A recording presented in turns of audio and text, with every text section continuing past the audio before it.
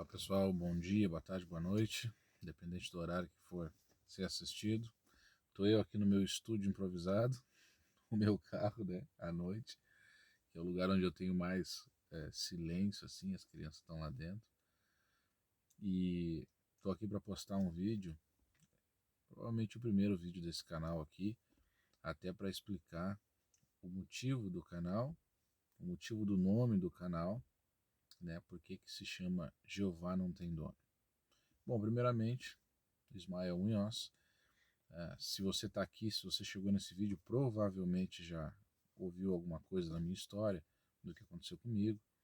Sempre fui testemunha de Jeová, então no ano passado fui expulso de lá, né, por alguns motivos que eu com certeza vou explicar daqui para frente. Mas o objetivo desse canal é para que pessoas que nem eu estive na situação de que saíram da organização e não sabiam o que fazer da vida, não sabiam para onde ir em sentido espiritual, ou se você conhece alguma pessoa que se encontra nesse momento, nesse estágio da vida, perdido, né, desesperado, apavorado, calma, fica tranquilo, que tem solução.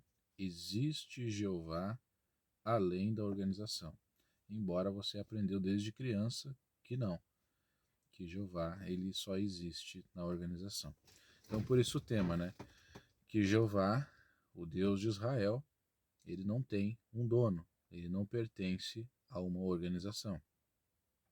E entendendo isso, se você entender esse detalhe, você consegue abrir a sua mente, o véu se rasga, o véu se abre e você consegue enxergar que existe Deus fora de lá.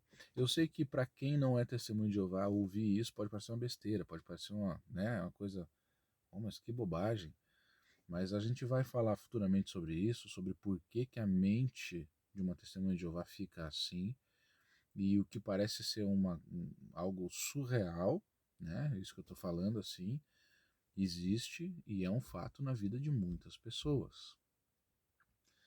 Bem, mas assim, ó, sem mais delongas, se a gente for puxar para o lado bíblico, eu gostaria de ler um texto, que esse texto bíblico aqui, esse texto de Mateus, capítulo 23, o versículo 13, eu acredito que esse texto, esse capítulo, esses versículos, eles são a base, o alicerce para esse canal existir e para eu voltar a fazer um Facebook, que eu já não tinha mais, eu tinha decidido que eu ia desaparecer, sumir das redes sociais, porque é complicado, não adianta você falar para as pessoas, não adianta você tentar comentar com testemunhas de Jeová, porque elas realmente são blindadas, elas não conseguem, elas não têm a capacidade de entender.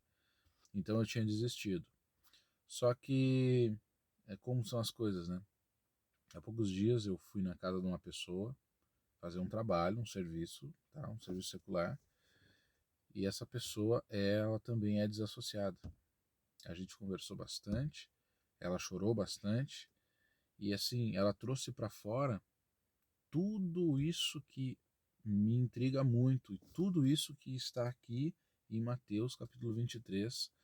Então eu vejo assim, não tenho o que fazer, não adianta.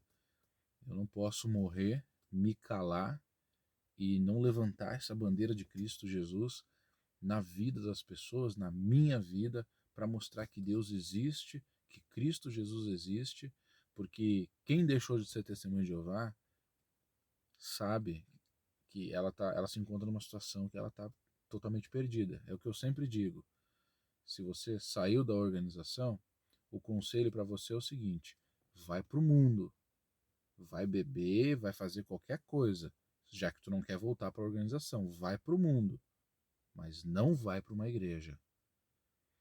Você sabe, você que é ex-testemunho de Jeová, sabe do que eu estou falando, você entende isso.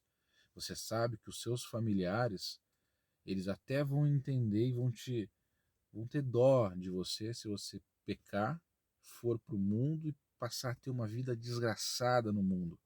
Você vai ser uma pessoa digna de dó. Mas se você confessar o Cristo como teu Senhor e Salvador, a partir desse momento, tua família passa a ter ódio por ti. Então, por isso é tão difícil uma pessoa que sai de lá, ela querer buscar um refúgio espiritual em outro lugar. Isso porque geralmente a família fica, né? A pessoa sai, a família fica. Mas enfim, para não perder o foco, Mateus, capítulo 23, o versículo é o 13. Diz assim: mas ai de vós, escribas e fariseus, hipócritas. Ponto. Toda vez que fala escribas e fariseus aqui, se você for ler Mateus capítulo 23, põe na tua cabeça que escriba e fariseu e hipócrita são a liderança da organização, chamado corpo governante. Coloca isso na tua mente. Pessoas que carregam uma lei que eles mesmos não cumprem, mas impõem esse fardo pesado. Diz assim: mas ai de vós, escribas e fariseus hipócritas, porque fechais aos homens o reino dos céus. Olha que duro isso aqui. Pois nem vós entrais, nem os que entrariam permitis entrar. Em outras traduções diz que vocês não entram e fecham a porta para que outros não entrem também. Então a verdade é a seguinte: não há preocupação em salvação em Cristo Jesus dentro da organização. Não tem isso. E mesmo assim, não tendo, eles fecham a porta da salvação, a porta da graça, a porta que leva à vida eterna. Eles impedem que a pessoa busque a Cristo Jesus. É o que eu disse: quem é testemunho de Jeová, quem é ex-testemunho de Jeová sabe que o conselho é esse: vai para o mundo, faz qualquer coisa, mas não vai para uma igreja. E isso aqui é algo muito forte. Pessoas estão morrendo em sentido espiritual e emocional aí fora. Pessoas estão pensando em cometer suicídio, esse testemunho de Jeová, assim como eu já pensei, e é a partir desse princípio, desse pensamento, desse texto bíblico e de ver pessoas sofrendo que eu decidi fazer esse canal. E daqui para frente a gente vai conversar bastante sobre assuntos bíblicos, assuntos religiosos e como ter um norte. Sim, Jeová não tem dono. Deus de Israel não tem dono. Existe uma saída, existe uma solução e a gente vai caminhar junto nesse propósito.